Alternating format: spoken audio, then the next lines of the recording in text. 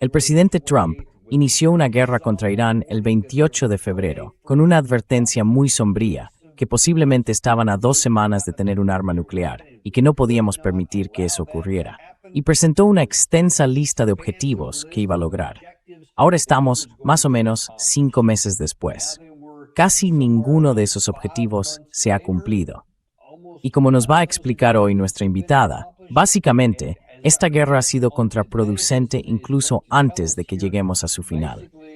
Me alegra mucho volver a contar con Rosemary Kalanick. La doctora Rosemary Kalanick, debería decir, directora de programas sobre Oriente Medio en Defense Priorities, y compañera mía allí. Siempre es un placer tenerte con nosotros. Bienvenida de nuevo al programa, Rose. Muchas gracias, Danny. Es un placer estar aquí. Bueno, escucha, antes siquiera de entrar en tu artículo, porque publicaste un artículo a través de Defense Priorities que creo que deja de lado el ruido y va directo a las cuestiones fundamentales que están en juego aquí. Vamos a hablar de eso enseguida. Pero antes que nada, quizá para destacar por qué era necesario un artículo así, tenemos estas declaraciones de Jack Keane. Creo que las hizo anoche y se publicaron esta mañana. Y está hablando de cómo ve esta guerra.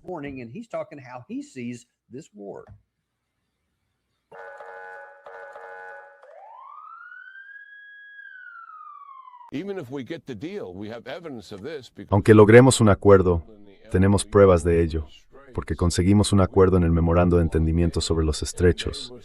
Retiramos el bloqueo y se suponía que ellos debían eliminar todas las restricciones. Se lo saltaron en cuestión de días. Así que sabemos que no cumplirán el acuerdo, aunque lo firmen. Por tanto, Estados Unidos tiene que implicarse en esto. Probemos. Pero si los iraníes no cooperan aquí, entonces tenemos que volver a operaciones de combate a gran escala. No creo que los iraníes vayan a respetar ningún acuerdo en absoluto. Este es un activo estratégico que les da influencia en una región en la que no la tenían antes de que empezara la guerra. Esa es la razón por la que no podemos permitir que mantengan ningún nivel de control sobre ello.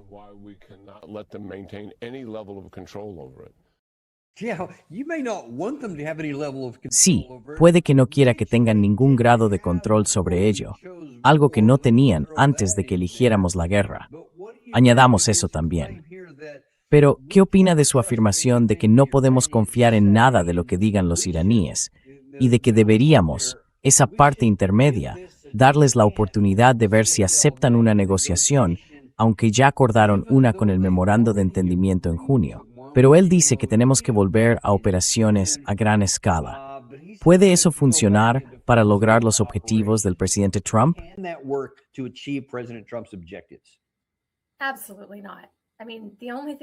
En absoluto. Quiero decir, lo único que conseguiría sería reducir aún más nuestras reservas de munición y someter a más presión a nuestras fuerzas armadas, que a estas alturas ya están sometidas a una presión muy por encima de lo que pueden soportar. Y bueno, es simplemente falaz pensar que las operaciones de combate puedan debilitar el control de Irán sobre el estrecho de Hormuz. Quiero decir, nos guste o no, pueden cerrar el tráfico a través del estrecho. No de forma perfecta, pero sí lo bastante como para provocar un enorme déficit en la cantidad de petróleo del Golfo Pérsico que llega a los mercados mundiales. Y Estados Unidos no pueden que lo hagan.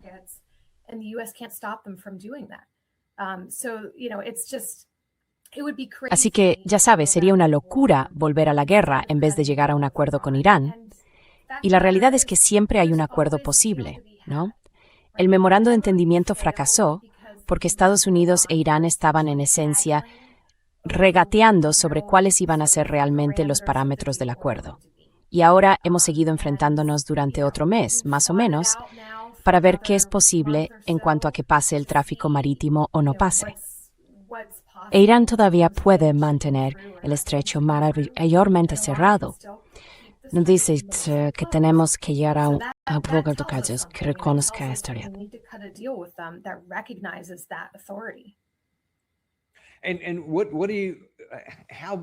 ¿Y hasta qué punto es un problema la mentalidad que hay detrás de lo que decía el general Keane? Porque escucho eso mismo, repetido por bastantes personas en los principales medios de comunicación aquí en Estados Unidos, que no se puede confiar en Irán porque simplemente van a incumplir todo esto. Otros dicen que son un régimen teocrático malvado o lo que sea, que no puedes confiar en nada de lo que dicen, que ni siquiera tiene sentido hablar con ellos. Pero ¿no socava eso nuestra propia posibilidad de salir de esta situación si los presentamos como una entidad malvada con la que no se puede negociar?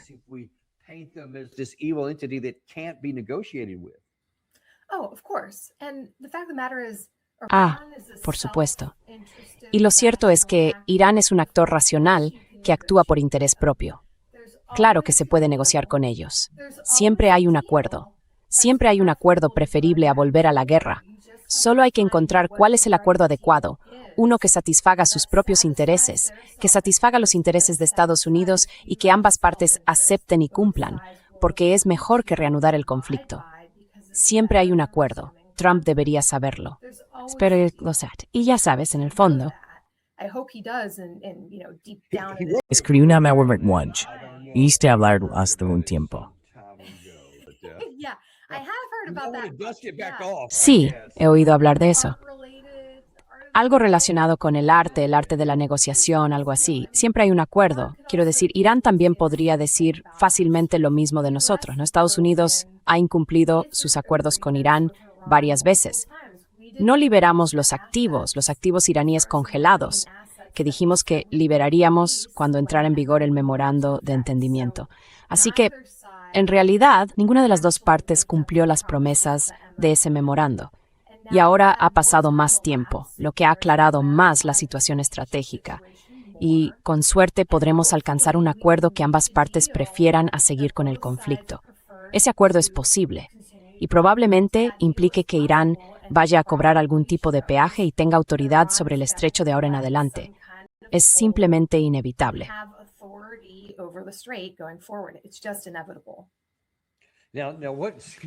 Ahora bien, lo que parece ir un poco en contra de eso es que el presidente Trump ha dicho: hay un par de cosas que quiero señalar aquí. En primer lugar, respecto al estrecho de Hormuz, del que acabas de hablar, ayer dijo, bueno, ya sabe, más o menos ya tenemos el control del estrecho. Se ha llegado a un acuerdo para reabrir el estrecho de Hormuz. Bueno, no quiero decir que lo haya sido. Ahora mismo está, por así decirlo, abierto. Ya sabe, tenemos algo llamado el bloqueo, dirigido por la Marina de Estados Unidos, y lo controlamos. Y ahora lo controlamos, pero siempre pueden disparar algo. Siempre tienen algo, o pueden soltar una mina. Y si hay una sola mina ahí fuera, se complica todo, porque la gente no quiere llevar sus barcos de $1,000 millones y que una mina les alcance por accidente. Pero creo que lo estamos haciendo muy bien. Yo, ya sabe, participo en la negociación. Creo que vamos bien.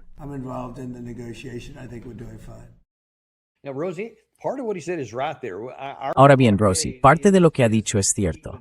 Nuestro bloqueo está impidiendo que salga nada procedente de Irán, al menos en un volumen significativo. Han pasado un par de buques que se han filtrado, en realidad, por ambos lados, pero solo un par. De hecho, según unos datos de Kepler que he visto esta misma mañana, en las últimas 48 horas solo han salido entre 2 y 8 buques al día, frente a unos 130 antes de ayer, y solo alrededor de 1,8 millones de barriles diarios, en lugar de los aproximadamente 20 millones de antes. Así que el estrecho, desde luego, no está abierto. Al menos, no está abierto de forma efectiva. Pero nuestro bloqueo también está impidiendo que salga todo el petróleo iraní. ¿Pero no es eso parte del problema? Estamos evitando que el suministro de petróleo llegue al mercado mundial, y eso va a seguir presionando al alza el precio del petróleo para nosotros.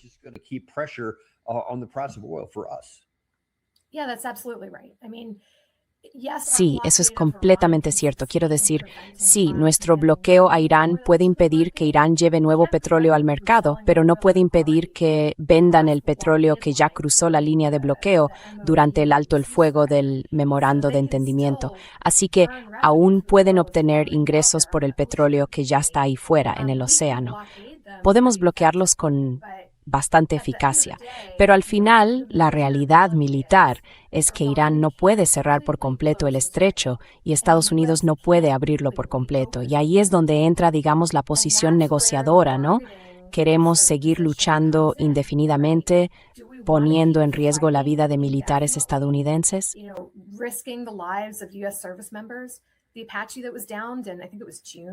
El Apache, que fue derribado, creo que fue en junio, aunque quizá fue en mayo, participaba en los tránsitos de escolta de petroleros que atravesaban el estrecho y que supervisaba el ejército estadounidense al margen de la autoridad iraní.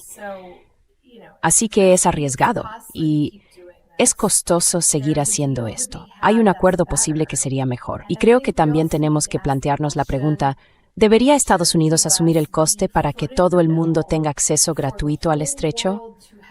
¿O deberíamos permitir que fuera un acceso de pago y que todos, de alguna manera, aportaran su parte justa en lugar de que vidas estadounidenses paguen por ello? Que todos paguen. Yo preferiría un mundo en el que nadie tuviera que pagar por ello, pero ese mundo ya no existe.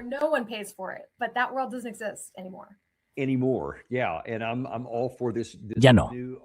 Sí, y estoy totalmente a favor de esa nueva idea que planteas. Hablas de que se puede llegar a un acuerdo. Desde nuestro lado hay algunos problemas con eso, porque en el mundo real hay que dar algo para conseguir algo, y ahora estamos aquí, en ese mundo real.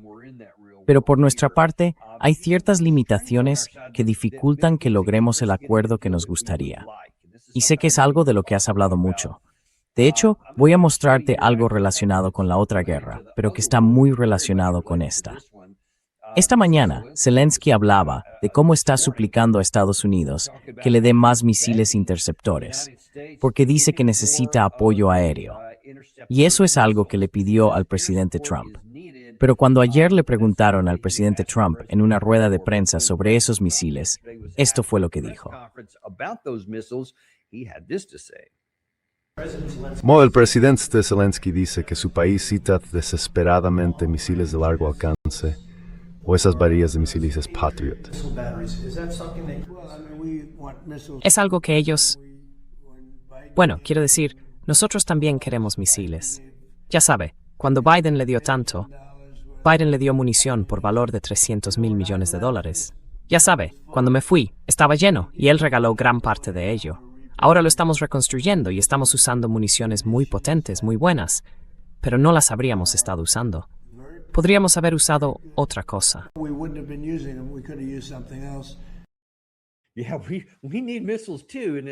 Sí, también necesitamos misiles. Y como todo el mundo sabe, las noticias están llenas de información sobre lo bajas que están nuestras reservas de estos interceptores, tanto los PAC-3 como los THAAD. Por no hablar de que nuestras municiones guiadas de precisión, de todo tipo, también están realmente bajo mínimos. Pienso, y me estoy aventurando un poco aquí, que Irán presta atención a los medios occidentales y es consciente de todas estas cosas. También sabe que, si volvemos a entrar en esta guerra de la que hablaba Jack Keane, con ese deseo de entrar en Irán, hay un límite a cuánto más daño podemos infligirle a Irán y al coste que eso tendría para nosotros. ¿Cómo está afectando eso a la disposición o la capacidad de Irán para negociar sobre algo que nosotros queremos?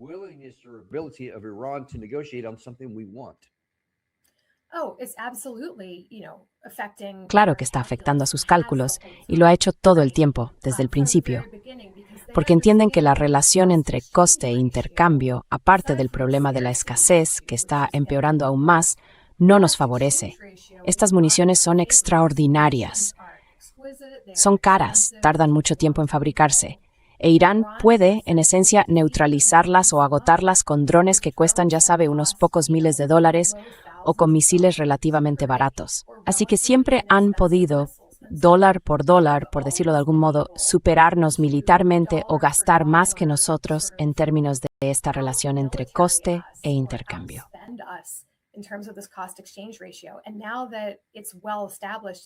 Y ahora que está bien asentado en los titulares y en general que Estados Unidos ha malgastado grandes cantidades de estos misiles e interceptores de misiles en este conflicto, Irán lo sabe. Y saben que eso significa que Estados Unidos puede seguir combatiendo, pero también que las represalias iraníes van a ser más dolorosas, porque una mayor parte de su armamento va a impactar y destruir infraestructuras del Golfo o bases estadounidenses, o matar a miembros de las Fuerzas Armadas de Estados Unidos, etcétera, etcétera. Así que eso juega a su favor. Y lo saben. Saben que el tiempo no está del lado de Estados Unidos.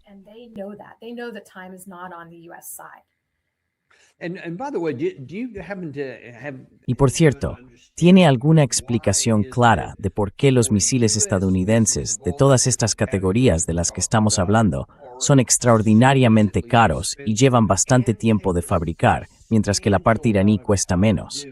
Pero probablemente más importante que el coste está el hecho de que pueden producirlos en un plazo mucho más corto, en categorías similares. ¿Por qué ocurre eso?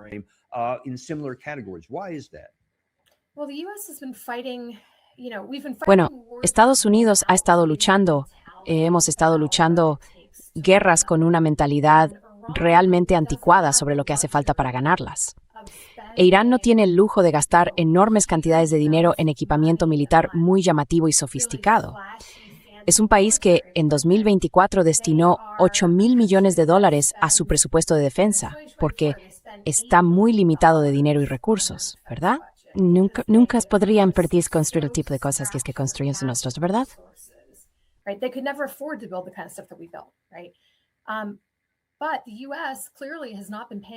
Pero está claro que Estados Unidos no ha prestado atención a la revolución de los drones, a la revolución de la precisión, a todo lo que la guerra de Ucrania ha demostrado sobre cómo esas plataformas y misiles tan sofisticados y caros sencillamente no pueden seguir el ritmo de sistemas mucho más baratos, más fáciles de producir y más rápidos. En algunos aspectos, de menor tecnología, en otros, de mayor tecnología, porque son muy precisos, ¿no? Pero es un enfoque distinto de la guerra, y Estados Unidos tiene que ponerse al día. Sí, pero la base industrial de defensa estadounidense no puede cambiar de rumbo de la noche a la mañana. No se adapta muy rápido. Hay programas en marcha durante décadas, y nos cuesta mucho cambiar de dirección.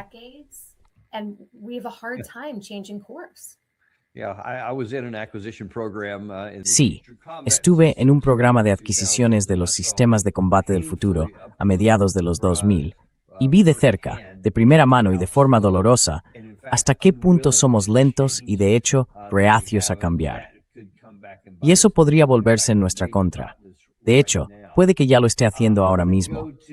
Pero quiero pasar a tu artículo porque creo que aquí se condensan todas estas cuestiones.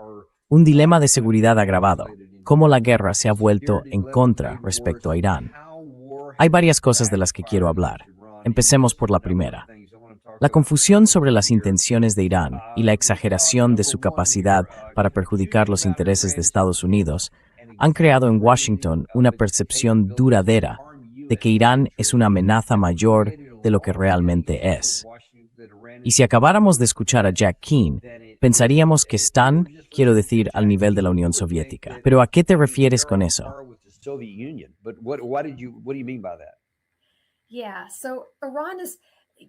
Sí, Irán es, ya sabes, es algo tan evidente, pero la gente no se da cuenta. Irán no puede hacer daño a Estados Unidos. Llevamos bombardeando Irán de forma intermitente casi 6 meses. ¿Cuántos misiles iraníes han impactado en Estados Unidos? 0. Exacto. Esta es una guerra que se libra por completo en Oriente Medio, porque Irán no puede llevar la guerra hasta nuestras costas, pero nosotros sí podemos llevar la guerra hasta las suyas. Es un partido fuera de casa. Es una guerra ofensiva que Estados Unidos libra por decisión propia y que no tiene por qué librar. En cambio, para Irán, esta es una guerra de supervivencia, en cierto modo dentro de su territorio. Así que Irán no puede defenderse realmente de Estados Unidos. Podemos bombardearlos cuando queramos, no pueden impedirnos hacerlo. Lo único que pueden hacer, y se les da muy bien, es hacer que nos resulte costoso hacerlo. Tienen una estrategia de puercoespín.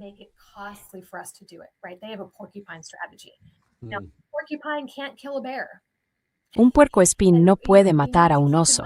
Y tenemos que tener presente que Irán no puede venir a por nosotros donde vivimos. No pueden hacernos tanto daño en el Golfo, a menos que les demos una razón muy buena para hacerlo, ¿verdad? Pero si intentamos atacarles, pueden hacernos daño a nosotros también. Es simplemente otro tipo de amenaza. Pueden disuadirnos mediante el castigo, haciéndonos daño. Pero no tienen fuerza aérea, ni siquiera antes de la guerra. No tienen fuerza aérea en realidad. No pueden tomar y mantener territorio, ¿verdad? No pueden cambiar las fronteras de Oriente Próximo. Muy buen apunte.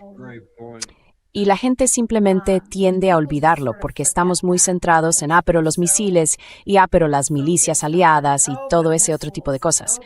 Pero, ya sabe, eso no hace daño a los estadounidenses en casa. E Irán no puede hacerlo. No son la Unión Soviética. Nunca lo serán.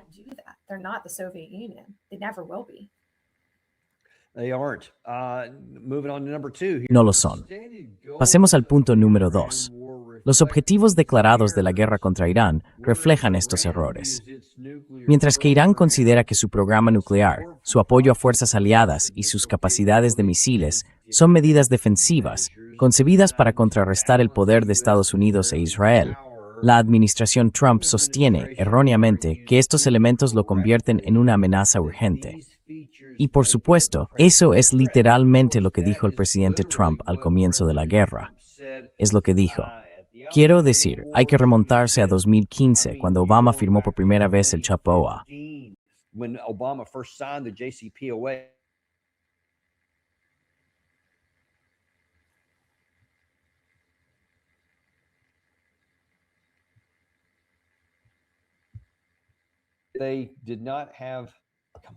No lo tenían. Vamos, hombre, lo siento. Estás diciendo que no tenían esto.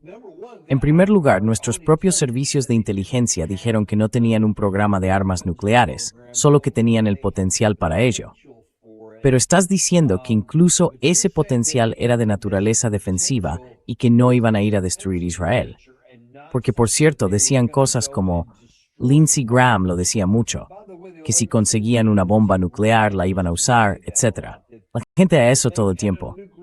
¿Qué dices tú?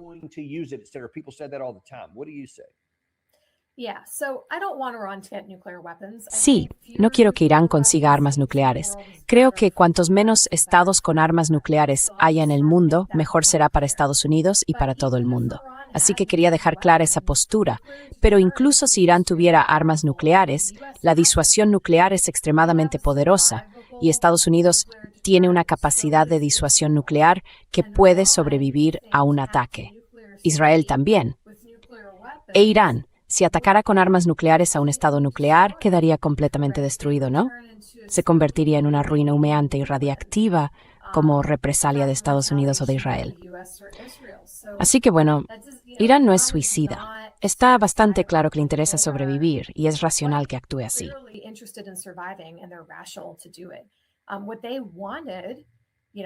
Lo que querían, no sé. Ni siquiera creo que quisieran conseguir un arma nuclear. Francamente, creo que durante años mantuvieron este farol tan peligroso con su programa nuclear. Lo hicieron avanzar para lograr un alivio de las sanciones por parte de Estados Unidos. Pero ya habían resuelto la parte más difícil de fabricar armas nucleares, que es enriquecer uranio, ¿verdad? Fabricar combustible nuclear. Eso ya lo habían resuelto, como muy tarde, en 2010. Así que podrían haber fabricado un arma nuclear hace 15 años. Y no lo hicieron. No lo hicieron. No lo hicieron porque no querían tenerla, ¿verdad? Esperaban que disponer de capacidades latentes pudiera darles cierta capacidad de disuasión.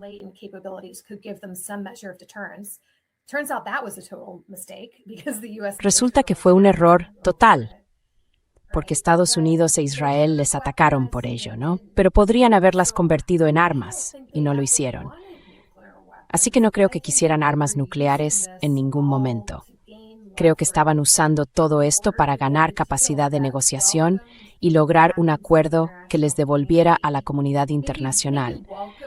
Quizá devolviera sea demasiado fuerte, pero al menos que les permitiera participar en el comercio, ¿no? Que les aliviara las sanciones, todas esas cosas que llevaban años y años queriendo. Así que quiero decir, esa era realmente la razón por la que lo hacían. Pero los países no fabrican armas nucleares para conquistar a otros países, ¿no? Lo hacen para disuadir ataques contra ellos mismos. Y en realidad para eso es para lo único que sirven.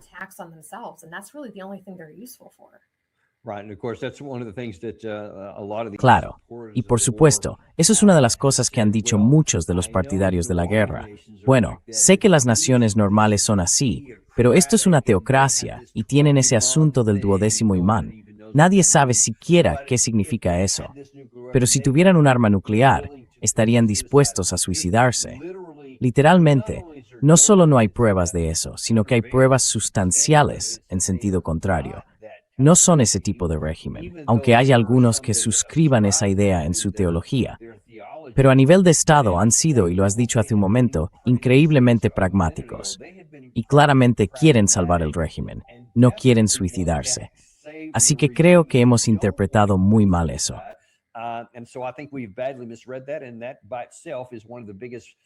Y eso, por sí solo, es uno de los mayores efectos contraproducentes que hemos tenido hasta ahora. Pasando al número 3. La guerra no ha logrado cumplir los 4 objetivos declarados por el presidente Trump: poner fin al programa nuclear de Irán, cortar su apoyo a terroristas y milicias regionales, destruir sus capacidades de misiles y provocar el colapso de su régimen represivo. También ha reforzado la posición de Irán al demostrar la resiliencia de su régimen y transformar su poder latente sobre el estrecho de Hormuz en una capacidad de presión tangible y duradera.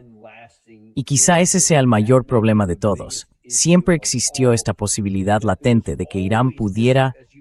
Quiero decir, llevo décadas oyendo hablar de ello, pero nunca lo hicieron.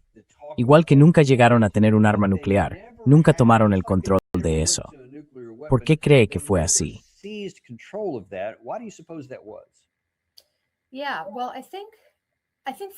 Sí, bueno, creo que por varias razones. Creo que era una amenaza que mantenían en reserva para intentar disuadir precisamente este tipo de conflicto, ¿no? Y, bueno, esta vez lo hicieron porque Estados Unidos no se limitó a un ataque puntual contra su programa nuclear. Estados Unidos emprendió junto con Israel un intento pleno de cambio de régimen en Irán. Y eso fue tan amenazante para ellos que realmente no tenían muchas opciones, salvo accionar todas las palancas que tenían a su alcance, incluido cerrar el estrecho de Hormuz, para sobrevivir como país y sobrevivir como régimen.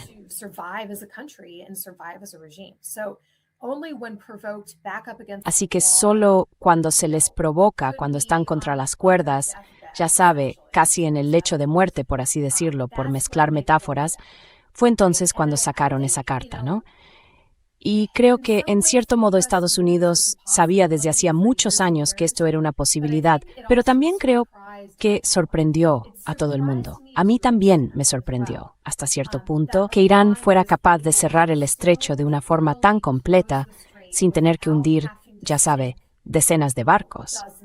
Lo único que tuvieron que hacer fue amenazar con hundir barcos y atacar a unos pocos. Y eso bastó para que las navieras no estuvieran dispuestas a atravesar el estrecho.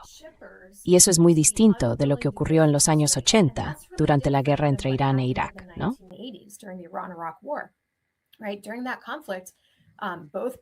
Durante aquel conflicto, tanto Irán como Irak atacaban a buques neutrales por todo el Golfo. Y aún así, el tráfico marítimo continuó, ¿verdad? Algunos barcos fueron hundidos, pero las navieras siguieron operando y los seguros simplemente aumentaron el recargo de guerra y mantuvieron la actividad. Esta vez no ocurrió así. Así que personalmente me sorprendió que no viéramos una mayor aceptación del riesgo por parte de las navieras. No sé qué cambió, pero algo cambió. Pero esta es una capacidad que Irán ha demostrado ya en una guerra. Puede hacerlo y, bueno, ya no se puede deshacer, ¿verdad? Sabemos que las navieras no atravesarán el estrecho, al menos no muchas, y sabemos que Irán puede seguir hostigando al tráfico marítimo indefinidamente.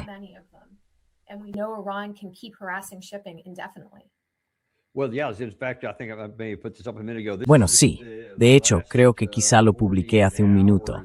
Esto corresponde a las últimas 48 horas. Hay una caída del 95% en las últimas 40 horas, en comparación con el periodo previo a la guerra, y una caída del 92% en el flujo de petróleo en sí, según Kepler y varios otros sistemas de seguimiento marítimo.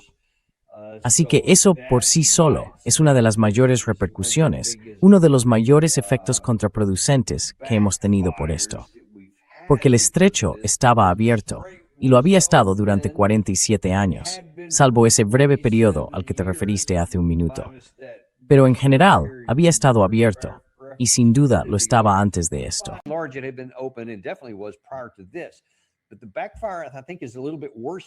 Pero creo que el efecto rebote es ahora un poco peor, porque, en primer lugar, la parte iraní está diciendo que nunca volverá a la versión del 27 de febrero de lo que había antes. Han dicho nunca, bajo ninguna circunstancia, sea cual sea el precio que tengamos que pagar, vamos a mantener el control. Y ahora, en estos últimos días, mientras Estados Unidos no ha estado negociando con Irán, Omán sí lo ha hecho sobre la situación actual para intentar abrir el estrecho. Pero curiosamente, y aquí el viceministro iraní de Exteriores va a decir que esto no tiene nada que ver con el memorando de entendimiento.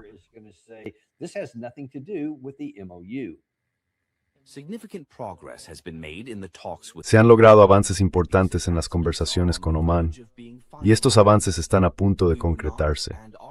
En realidad no buscábamos, ni buscamos, aplicar ahora la cláusula 5 del memorando de entendimiento, porque Estados Unidos ha dejado de lado todas sus obligaciones, y nosotros también hemos dejado de lado nuestra obligación respecto al estrecho de Hormuz.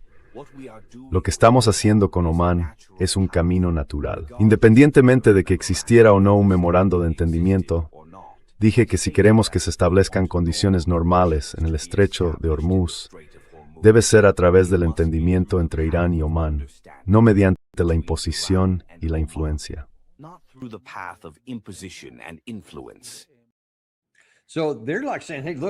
Así que vienen a decir, oye, mira, ya ni siquiera nos preocupa el memorando de entendimiento, solo nos preocupa algo que vamos a controlar con Omán.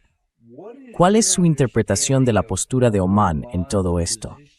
Porque solo puedo imaginar que debemos de estar ejerciendo mucha presión sobre Omán entre bastidores, pero al menos por ahora empieza a parecer que no va a funcionar.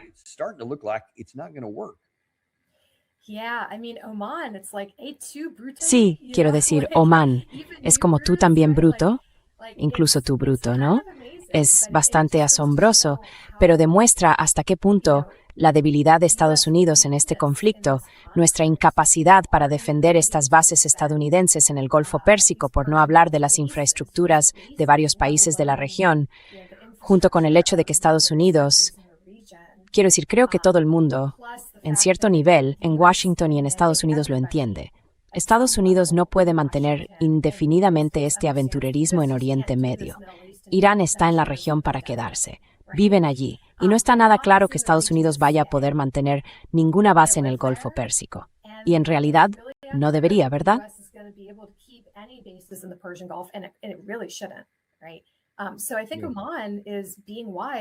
Así que creo que Omán está siendo prudente y piensa que dentro de un tiempo Estados Unidos ya no estará aquí, o que, aunque siga aquí, en la práctica no podrá defendernos, incluso si está aquí, y por eso se están poniendo del lado del ganador. Lo cual no quiere decir que no tengan poder. Pueden equilibrar a Irán con otros estados del Golfo. Los estados del Golfo, sobre todo si se unen, pueden ser una fuerza de contrapeso frente a Irán en ausencia del poder estadounidense. Pero creo que Omán entiende que, de cara al futuro, esto ya no va a ser un lago estadounidense, es el Golfo Pérsico. Así que han elegido el bando que creen que va a ganar, y no somos nosotros.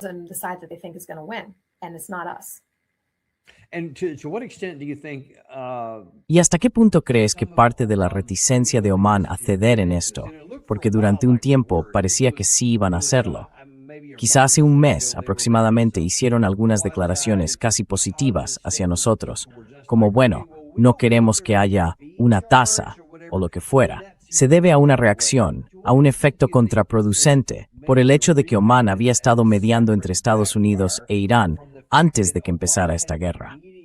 Además, el 27 de febrero, el día antes del ataque, salieron en CBS News.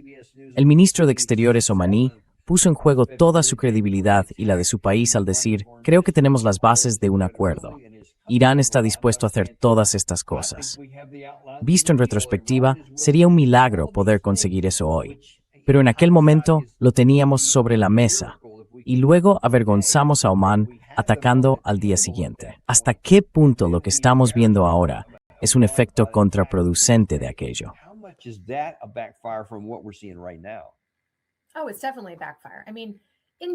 Sin duda es un efecto contraproducente.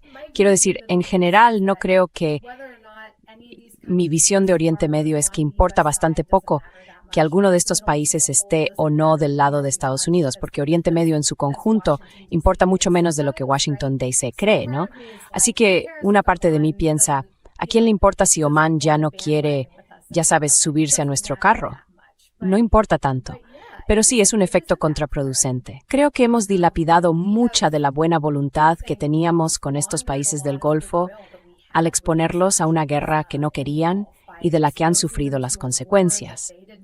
También al avergonzar a los negociadores omaníes que fueron bastante heroicos al lograr un acuerdo que, como has dicho, si hubiéramos aceptado el acuerdo del 27 de febrero, habría sido mejor que el JCPOA. Habría sido estupendo. Sí, de acuerdo.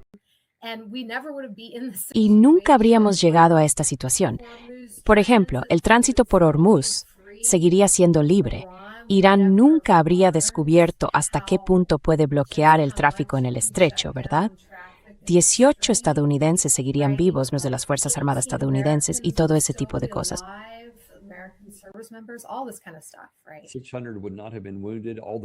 Exacto.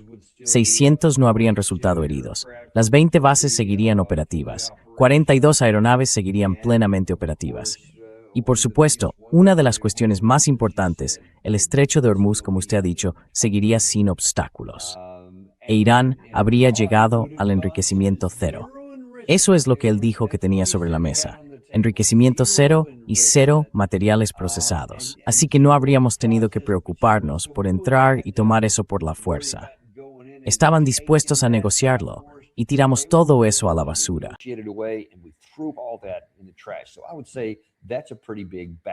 Así que yo diría que eso ha sido un fracaso bastante grande.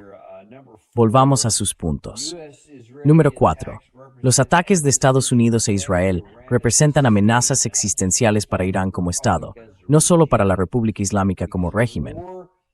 Dado que la guerra ha agravado el dilema de seguridad entre Estados Unidos e Irán, es probable que Irán redoble sus estrategias de resistencia para restablecer la disuasión. Quiero detenerme en la primera parte de esa frase. En primer lugar, usted dice que distingue el República Islámica de Irán como régimen e Irán como Estado. ¿Qué quiere decir con eso?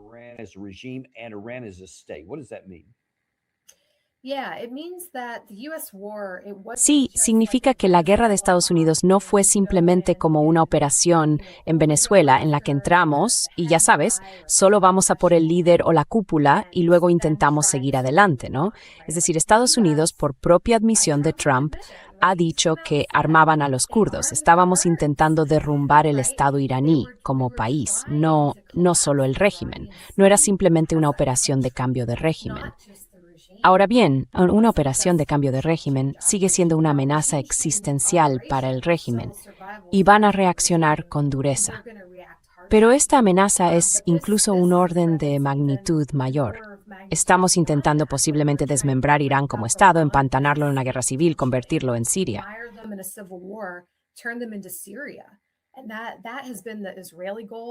Y ese ha sido el objetivo israelí durante muchos años, y parece que Trump lo adoptó, aunque se dio cuenta demasiado tarde de que no era realista.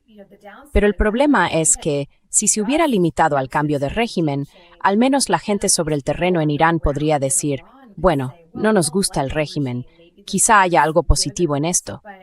Pero los ciudadanos iraníes se enfrentan a esta idea de acuerdo, tenéis el régimen, lo odiamos.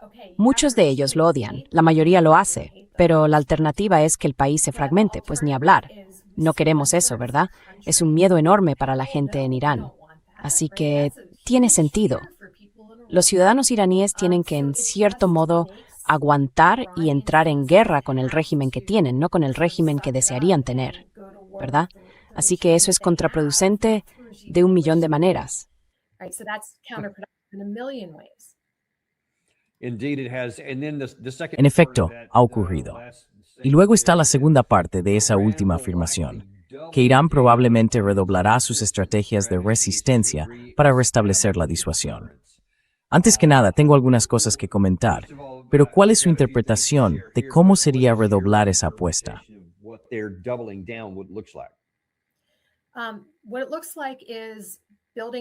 Lo que parece que están haciendo es fabricar tantos misiles y drones como les sea posible, tan rápido como puedan, y van a seguir haciéndolo.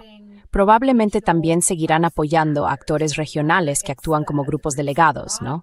Ya sean los grupos de Irak, los hutíes en Yemen o Hezbollah, van a continuar armando y abasteciendo a estos grupos porque eso les da cierto margen de negación plausible. Tampoco es perfecto para ellos, porque no tienen un control total sobre estos grupos. Es como un arma de doble filo, pero les sale barato hacerlo. Y han demostrado que van a seguir siendo leales a Hezbollah, por ejemplo. Durante todo el MOU, no dejaron de decir una y otra vez, esto tiene que aplicarse a la guerra del Líbano entre Israel y Hezbollah.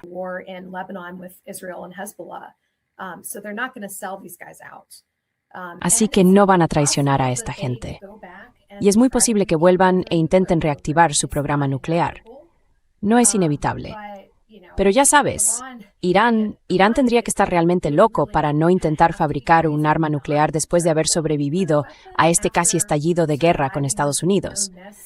Ya sabes, un casi cambio de régimen o una guerra que estuvo a punto de provocar el colapso del régimen. Sí, la guerra ocurrió de verdad. Pero espero que mantengan los misiles, mantengan los drones, fabriquen más de ese material y quizá intenten reactivar el programa nuclear.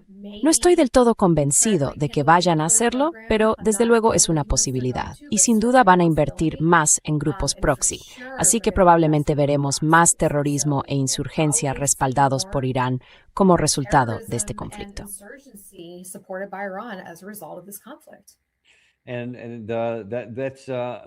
Y esos no son los únicos problemas. Hay un par más que creo que probablemente podrías haber añadido a esa lista de consecuencias negativas, por lo que tenemos aquí.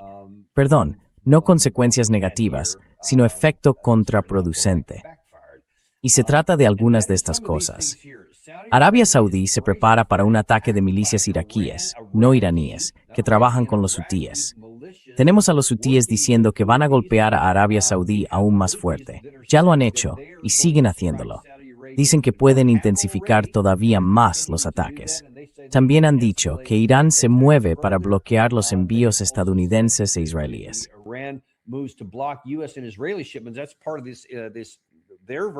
Eso forma parte de este movimiento. Su versión del control del estrecho de Hormuz, diciendo que van a excluir a Estados Unidos e Israel, pero que bueno, todos los demás pueden pasar, etc. Y luego está Yemen.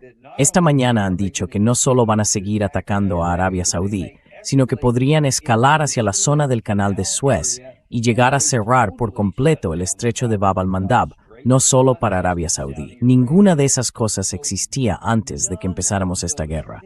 Así que creo que es una enorme reacción adversa y un enorme desastre derivado de esta guerra. ¿Cómo ves esas cuestiones?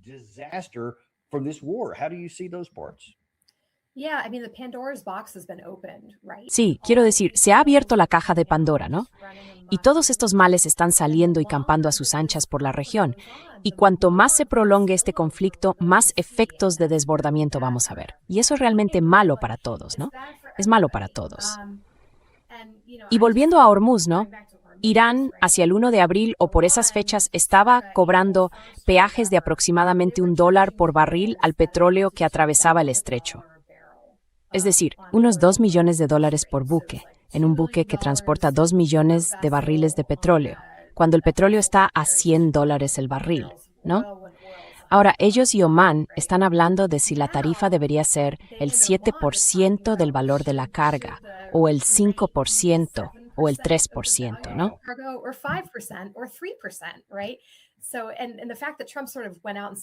Así que el hecho de que Trump saliera y dijera vamos a cobrar un 20%, claro, sí, es cierto. Quiero decir, desde cualquier perspectiva de negociación, eso eleva el listón. De repente un 5% parece, ya sabes, mucho mejor que un 20%, ¿no? Así que todas estas cosas siguen alimentando nuevos conflictos en la región. Los hutíes no entraron en la guerra de inmediato, solo han entrado de forma significativa a mediados de julio. Y ahora se están preparando de verdad, y esto va a convertirse en un conflicto propio. Incluso si Estados Unidos e Irán negocian un acuerdo en Hormuz, creo que es muy poco probable que los hutíes lo acepten, porque tienen su propia cuenta pendiente con Arabia Saudí. Lo han dicho que sus asuntos son completamente independientes del memorando de entendimiento. Así que eso va a seguir siendo un problema. Sí, estas cosas tienen una forma de multiplicarse, y cuanto más se prolonga esto, más efectos posteriores genera. Es como el efecto mariposa, ¿no? Se está extendiendo por toda la región de maneras imprevisibles y todas son muy negativas. Entonces, ¿qué puede hacer Estados Unidos a estas alturas? Quiero decir, nunca deberíamos haber empezado esta guerra. Acabas de mostrar todos esos lugares donde fue un desastre para nosotros y donde ha tenido consecuencias negativas. ¿Qué podemos hacer ahora?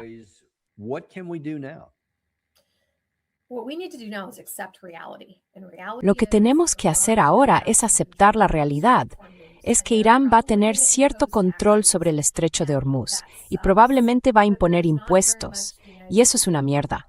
Pero Estados Unidos no puede hacer gran cosa al respecto. Podríamos simplemente levantarnos e irnos, ¿no? Podríamos aceptarlo e irnos. Creo que ese es el segundo mejor resultado. Ninguno de estos resultados es bueno. El mejor sería terminar la guerra, ¿no? Eso no es el resultado menos malo. El resultado menos malo es intentar al menos conseguir algo a cambio de Irán. Dejar de bloquearlos, ya sabes, acordar algún tipo de autoridad sobre el estrecho de Hormuz, de modo que si imponen impuestos, vale. Pero a cambio de eso, queremos conseguir algo.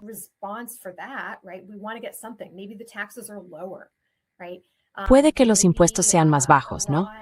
Puede que Irán acepte volver a las inspecciones nucleares, ¿no? Algo, ¿no? Podríamos conseguir algo o podríamos no conseguir nada. Pero en última instancia, Estados Unidos tiene que salir pitando por completo de Oriente Medio, desde luego del Golfo. No podemos proteger nuestras bases, ¿no? Son lastres no activos. Y toda la perspectiva de Oriente Medio, quiero decir, Oriente Medio es un vecindario de arenas movedizas en el que llevamos atrapados, según desde cuando se cuente, al menos 25 años. Ya no podemos permitirnos estas guerras accesorias en Oriente Medio. Así que tenemos que salir de allí. Y creo que ya sabes, es como cuando se habla de la industria de defensa, de la base industrial de defensa. Los cambios sencillamente son difíciles.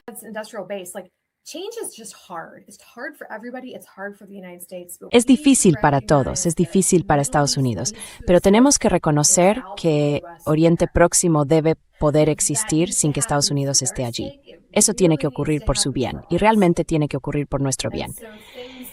Y cosas como este pacto de defensa entre Turquía, Arabia Saudí y Pakistán que se ha dado a conocer, creo que son positivas. Si los actores locales empiezan a asumir un mayor control sobre su propia seguridad y a hacer planes que no incluyan a Estados Unidos, eso es mejor para Estados Unidos y es mejor para ellos.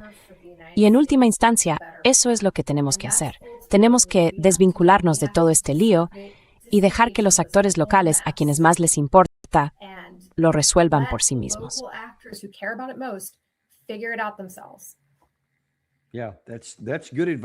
Sí, es un buen consejo. Pero muchos analistas tienen la intuición de que Jack Keane acabará imponiéndose y que vamos a intentarlo una vez más a lo grande. Así que la última pregunta es, si se produce alguna versión de vamos a entrar con un último gran empuje, ¿cómo cree que se desarrollaría entonces?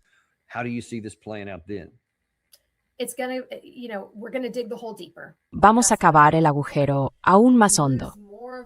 Eso es lo que pasa, ¿no? Perdemos más capacidad de preparación, perdemos más misiles interceptores, perdemos más tiempo, se agotan más reservas de petróleo, la inflación empeora, el desastre hutí se hace mayor. Simplemente vamos a acabar. Si ahora estamos en T1, acabaremos en T2 con todos los mismos problemas, pero serán peores. Y estaremos menos capacitados para hacerles frente, porque tendremos menos interceptores, etcétera, etcétera. Así que siempre existe la tentación, para quienes diseñan las políticas, de pensar que este último empujón va a ser la clave. pero nunca lo es. Y la situación no será más que una versión peor de la actual.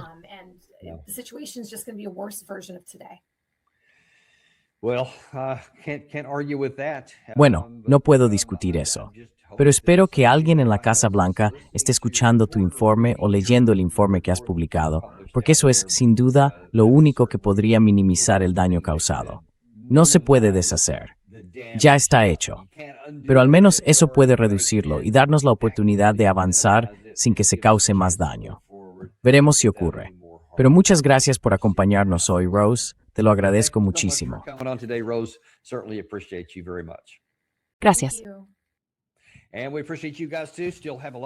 Y también os lo agradecemos a vosotros. Aún tenemos mucho más sobre la mesa hoy. Nima Al-Horshid estará en directo aquí a las 12:30.